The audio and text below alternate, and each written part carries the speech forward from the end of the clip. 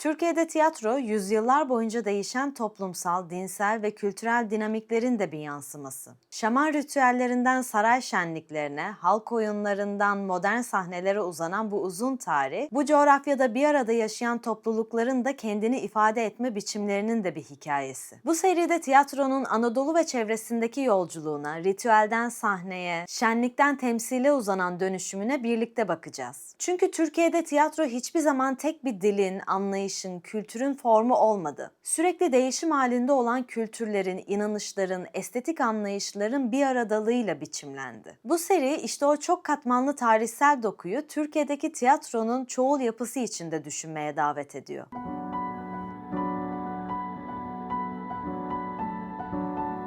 Öncelikle Türkiye'de tiyatro tarihi yazımının oldukça meşakkatli olduğunu belirtmeliyim. Çünkü tarih yazımı dediğimiz olgu özellikle ulus devlet inşası sürecinde ulusal kimlik inşasının da bir parçası haline geldi. Tiyatro tarihi yazımı da tabii ki bundan bağımsız olarak düşünülemez. Özellikle ulusal tiyatrolar, devlet tiyatroları gibi kurumların varlığı fakat örneğin ulusal sinema veya devlet sineması diye bir kurumun olmaması bile aslında önemli bir örnek olarak sayılabilir. Dolayısıyla bu seride art zamanlılığa dayalı kronolojik bir tarihsel çizgiyi izlemeyeceğim. Onun yerine Osmanlı İmparatorluğu ve Türkiye Cumhuriyeti'nde kendi zamanlarında eş zamanlı olarak farklı biçimlerin, farklı teatral üretimlerin nasıl yerleşikleştiğini ve Ermeni, Rum, Kürt, Laz gibi Türkiye'de yaşayan farklı toplulukların da tiyatroyu nasıl biçimlendirdiğini aktararak ilerlemeye çalışacağım. Tabii Türkiye'de tiyatro tarihi deyince Metin Ant'la başlamamak olmaz. Ant genel olarak tiyatro dediğimiz sanat formunun iki ayrı kolu olduğunu söylüyor. Bunlardan ilki dram, ikincisi de oyunculuk. Geleneksel Türk halk tiyatrosunda bu iki ayrı kategoriden biri olan dram kategorisinde seyirlik oyun olduğunu belirtemeyiz. Fakat dramatik niteliği olan oyunlar tabii ki vardı. Bu iki ayrı kategoriden oyunculuk kategorisinde ise oldukça zengin bir repertuar vardı. Türkiye tiyatrosunun da özgün tarafı tam olarak bu seyirlik olanla ilişkisinde yatıyor. Dramatik niteliği olan ve dramatik niteliği olmayan seyirlik oyunlara hızlıca bir örnek vermek gerekirse, örneğin ip üstünde yapılan bir cambazlık gösterisi, dramatik niteliği olmayan fakat yine de seyirlik olan bir oyundur. Bunun yanında Karagöz, Hacivat oyunları ise seyirlik oyunlar olmakla birlikte dramatik nitelikleri de vardır. Yani bir olay örgüsünden bahsedebiliriz Karagöz ve Hacivat'ta. Fakat bir ip cambazının gösterisinde böyle bir olay örgüsünden bahsedemeyiz. Dolayısıyla dramatik niteliği yoktur. Metin Ant aynı zamanda Türkiye'de tiyatronun nasıl etkilendiği konusuna da farklı bağlamlar sunuyor. Bunlar coğrafya, soy, İslam, batılılaşma gibi çeşitlenebiliyor. Bu farklı bağlamların her birine sırası geldikçe bu seride değineceğiz. Coğrafya bakımından ele aldığımızda Anadolu topluluklarının Türkiye'deki tiyatroya seyirlik olan anlamında oldukça büyük katkıları olmuştur. Bu konuda en rahat saptayabileceğimiz örnek de Anadolu topluluklarının bolluk bereket ritüellerinin köy seyirlik oyunlarına dönüşmesi diyebiliriz. Ya da şamanlardaki çeşitli ritüeller hala Anadolu'nun çeşitli kentlerinde görülebilmekte. Tabii ki dönüşmüş bir biçimde. Geleneksel Türk halk tiyatrosundaki bazı oyunlarında Orta Asya'daki oyunların bir ardılı olduğu biliniyor. Keza şaman inancında da topluluğun lideridir şaman denilen kişi. Ve şaman ismi onun isimlerinden yalnızca bir tanesi. Bir başka ismi ise oyun. Dolayısıyla Türkçe'de oyun olarak kullandığımız kelimenin anlamsal kökeni de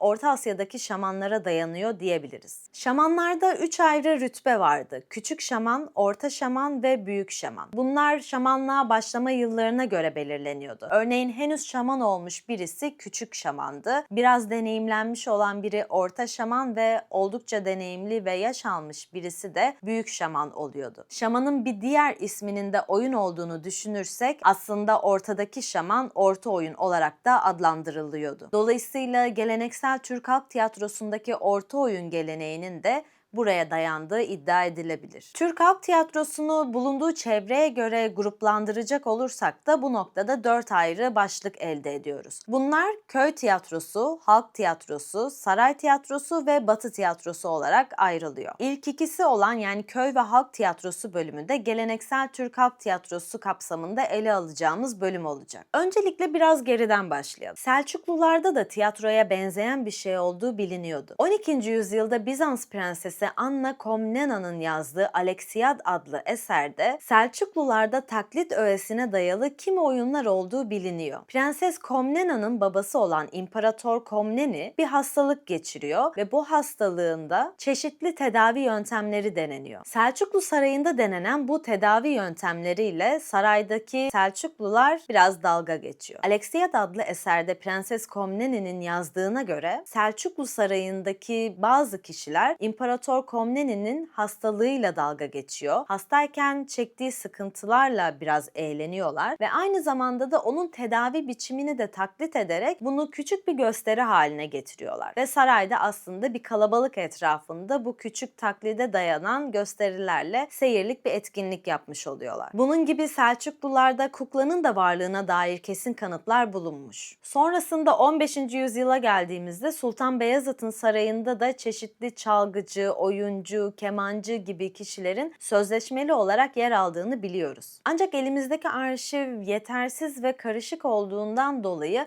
aslında 16. yüzyıla kadar tiyatro ve seyirlik olana dair neler yapıldığını ayrıntılı bir şekilde bilemiyoruz. Tabii ki çeşitli saray şenliklerinde yapılan gösterilerin varlığını minyatürlerden de bazı yazılardan da görebiliyoruz. Minyatürler özellikle bize bu konuda onları gözlemlemek açısından oldukça yardımcı oluyor. Bunun yanında bildiğimiz bir şey varsa o da köy seyirlik oyunlarının hala Anadolu'nun birçok köyünde devam ettiği. Örneğin ben pandemi zamanı Metin And'ın Oyun ve Büyü kitabını ilk okuduğumda orada bir tekerleme dikkatimi çekmişti. Tekerleme annemin doğup büyüdüğü köye dair oynanan bir oyunun tekerlemesiydi ve hemen heyecanlanıp annemin yanına gittim ve ona bu tekerlemeyi bilip bilmediğini sordum. Tekerlemeye başladım derken annem devamını getirdi. Yani aslında çocukken hep oynadıkları bir oyunmuş. Fakat tabii ki bugün annemin köyünde yalnızca düzenli yaz ve kış olarak yaşayan bir hane kaldığı için artık devam ettiğini pek de düşünmüyorum. Bu aslında özellikle benim de oldukça ilgimi çeken bir alan. O yüzden merak ediyorum. Sizin de köylerde hala bildiğiniz bu tarz oyunların, köy seyirlik oyunların devam ettiği köyler var mı? Veya kendi köyünüzde veya ailenizin, bir yakınınızın köyünde devam eden köy seyirlik oyunlar veya ona benzeyen çeşitli ritüeller, tarım ritüelleri varsa yorumlara yazabilirsiniz ya da iletişim adresimden de bana bu konuda bilgilendirme yapabilirsiniz. Peki geleneksel Türk halk tiyatrosunun yapısal özellikleri nelerdir? Öncelikle hem köy tiyatrosu hem halk tiyatrosu sahnesiz tiyatrolar. Çoğunlukla yazılı metne dayanmıyorlar. Şarkı, dans ve söz oyunları birincil öğeler. Ve ana amaç bu oyunlar vasıtasıyla seyirciyi güldürmek. Aslında bunlar birer eğlence olarak yer ediyorlar. Çoğu zaman zaten bunlara tiyatro denmiyor, eğlence deniyor. Ve bu oyunlar gerçekçi oyunlar değiller. Güldürüye dayalı ve yansıtma öğesi oldukça yüksek olan oyunlar. Göstermeci bir yapıları var. İşlenen tipler tam da bir tip kategorisinde, yani çok derinlikli karakterlerden bahsedemiyoruz. Köy ve halk tiyatrosunun çeşitli oyunlarını dramatik olan ve dramatik olmayan diye iki ayrı gruba ayırdığımızda da şöyle bir tabloyla karşılaşıyoruz. Örneğin dramatik niteliği olmayan seyirlik oyunlar cambaz, rismanbaz, sihirbaz, hokkabaz, köçek, çengi, tavşan, curcunabaz, zorbaz, gürzbaz, kadehbaz, ateşbaz ve bu liste böyle gidebilir. Dramatik niteliği olan seyirlik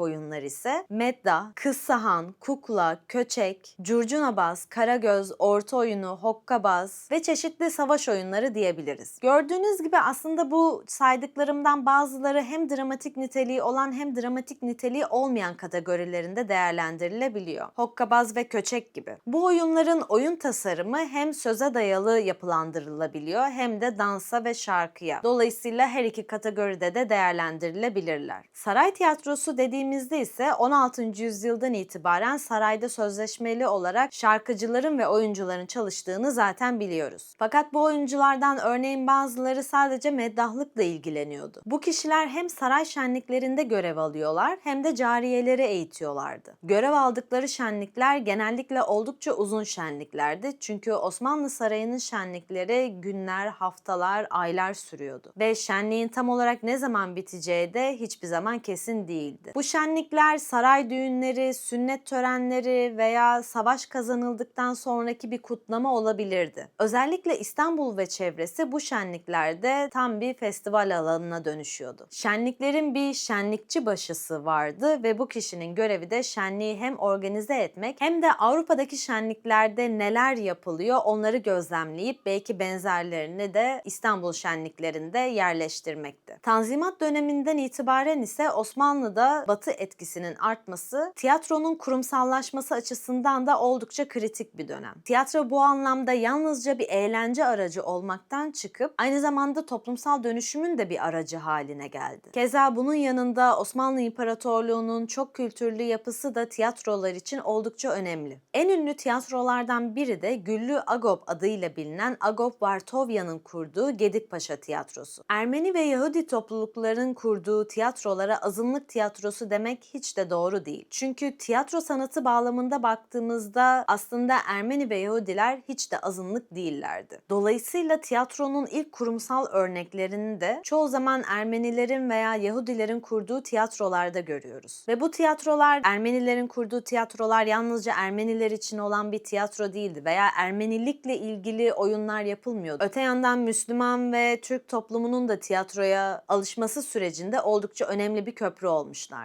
Kadınların sahneye ilk kez çıkması gibi konularda da yine öncüler. Cumhuriyetin kurulmasıyla birlikte ise tiyatro belirli bir ölçüde devlet desteği de alarak tiyatronun Türkiye'de iyice kurumsallaşmasına ve devlet destekli eğitimlerde de kullanılmasına alan açıyor. Özellikle Müslüman kadınların sahneye çıkması yavaş yavaş yaygınlaşıyor ve gitgide dönüşen bir topluluğun da ayak sesleri haline geliyor. Cumhuriyetin ilk dönemlerinde tiyatro çoğu zaman çeviriye ve uyarlama oyunlara yer veriyor. Fakat zamanla yerli oyunların üretimi teşvik ediliyor ve Türkiye'de tiyatro aslında bir form arayışına giriyor. Evet, oldukça genel olarak Türkiye tiyatrosu dediğimizde nerelere bakacağız? Aslında biraz onlara kısa kısa değinmeye çalıştım. Videonun başında da belirttiğim gibi bu aslında bir giriş videosu ve bu giriş videosunu bu şekilde tasarlamış olmamın sebebi bir sonraki videodan itibaren buradaki tarihsel süreci her bir oyun ve her bir dönem bazında oldukça ayrıntılı bir şekilde ayrı ayrı ele alacak olmam. Ve her bir sonraki videoda bugün kısa kısa değindiğimiz her bir öğeye detaylı olarak yakından bakacağız. O halde bir sonraki videoda yani köy seyirlik oyunlarında buluşmak dileğiyle.